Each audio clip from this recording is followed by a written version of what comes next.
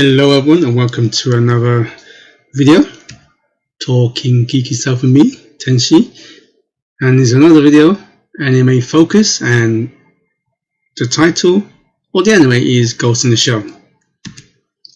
Just like my previous video where I focused on Akira, this one will be focused on Ghost in the Shell and overall franchise, not just the movie, because Ghost in the Shell had two movies, Ghost in the Shell and Ghost in the Shell Innocence. Innocence was great, but not as good as the first one, and so I'm going to focus mostly on the first movie because it's the superior one. So Ghost in the Shell came out in 1995. I remember watching that in the cinema. Fantastic movie, fantastic experience. It was animation was at that time was one of the best, if not the best. But also it was a great story. I mean, I thought it'd be more action-packed, but I'm glad it wasn't, because I was actually really indulged by the story.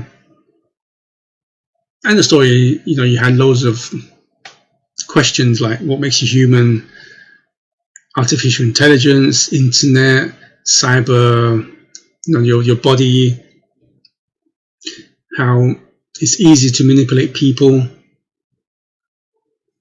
and so on. And the question sometimes was, I remember coming out of cinema and the question I kept on asking myself is, what is it that makes you human? Is it having your own consciousness, your own thoughts, your individuality, being unique?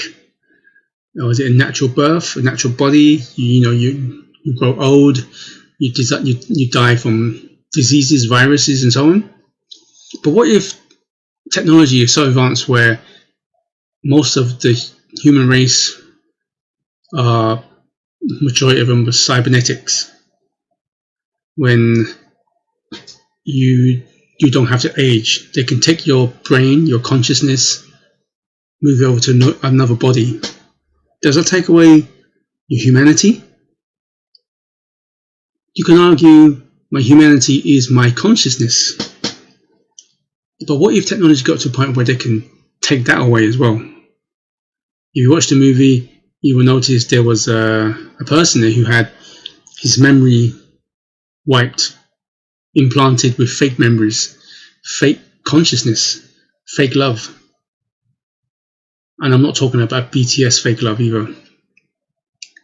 But at the same time, is when they add a new memory, new love, new consciousness, a family, and then when Section 9 told him that everything you had was fake, was it more crueler to add all of that memory to him and take it away, only to tell him that everything was fake?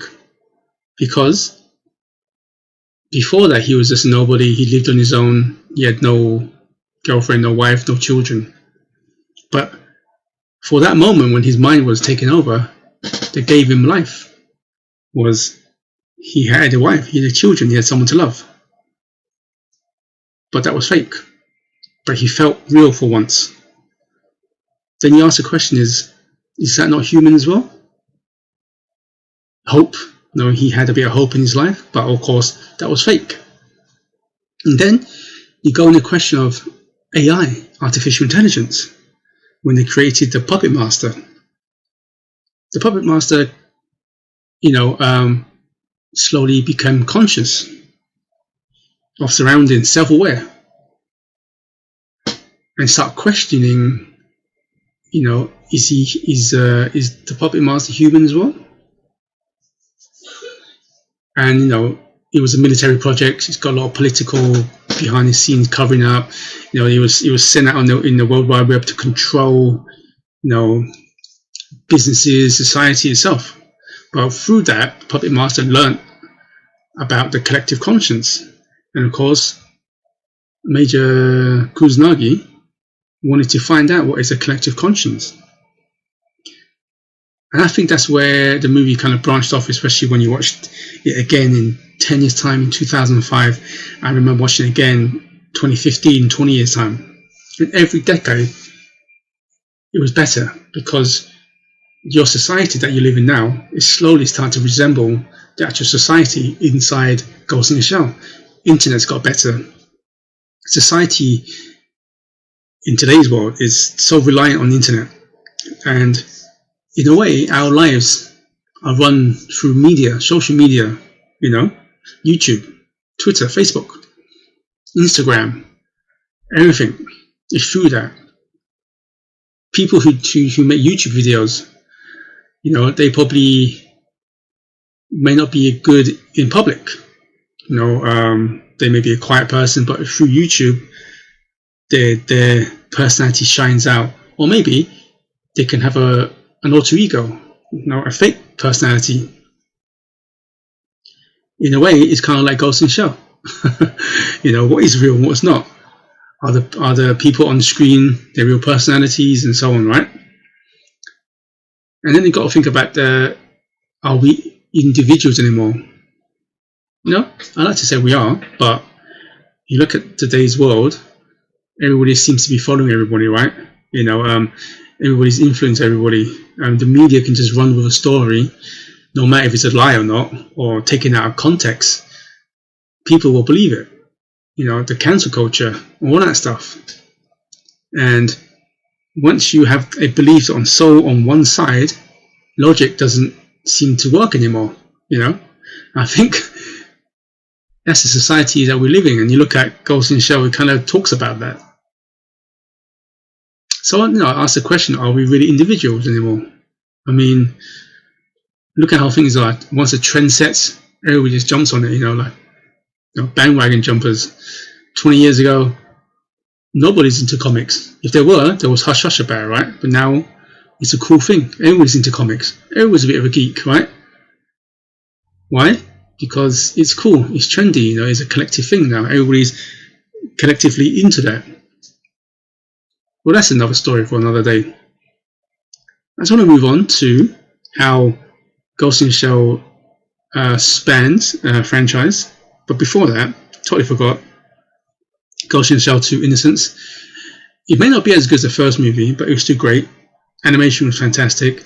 It was one of the first movies I got on DVD, and it was actually I think it was actually the first DVD I used to play on my big 40-inch Sony HD TV, full 1080p then.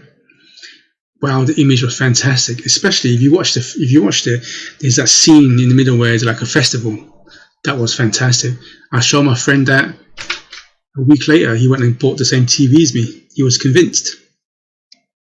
And I love the story at the end where it's kind of like a futuristic version of a pedophile ring.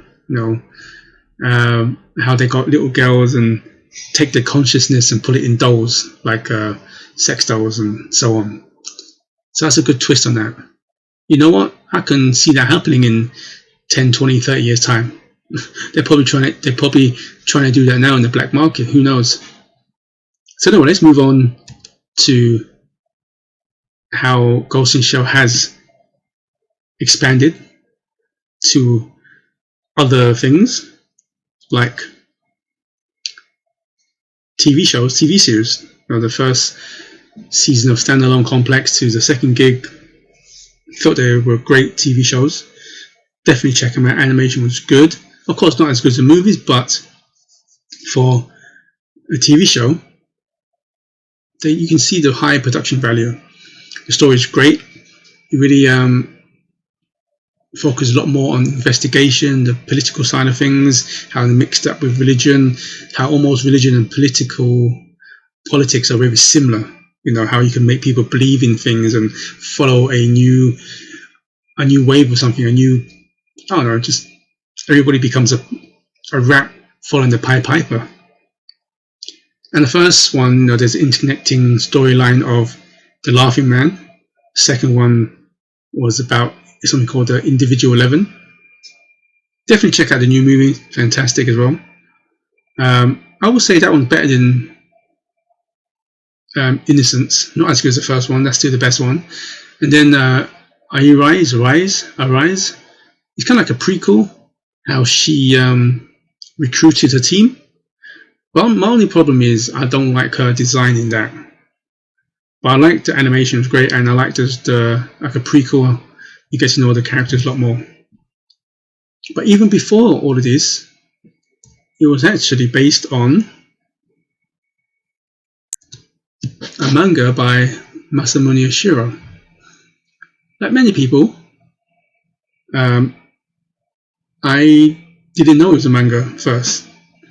Of course, after watching the first movie, I did more research. I found that it was a manga, and good thing was Dark Horse Comics got the rights to that, and they reprinted it into a book form, and of course they had color to it as well. And I think I knew about Masamune Shirow before that because I had a lot of his books from Appleseed. I was a big fan of his work in Appleseed, and so I knew about that. Funny thing was, even though I knew about Appleseed, I didn't know about Ghost in the Shell, which is weird. It was because of the anime movie. I'll definitely do a manga artist focus on him one day.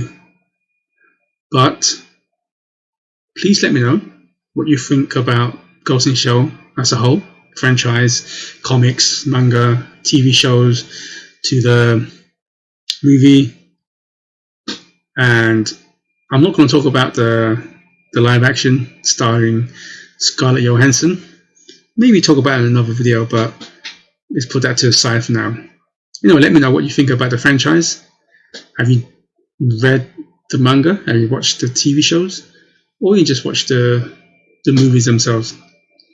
Have you watched it like me? 95, 2005 and 2015 for their respective 10 and 20 years anniversaries. Did it make a difference to you when you watched them a few years later? Anyway, thank you. Please consider subscribing to see me or hear me talk more geeky stuff. I'd like to say thank you again, and good morning, good afternoon, and good evening, wherever you're in the world. And please stay safe. Goodbye.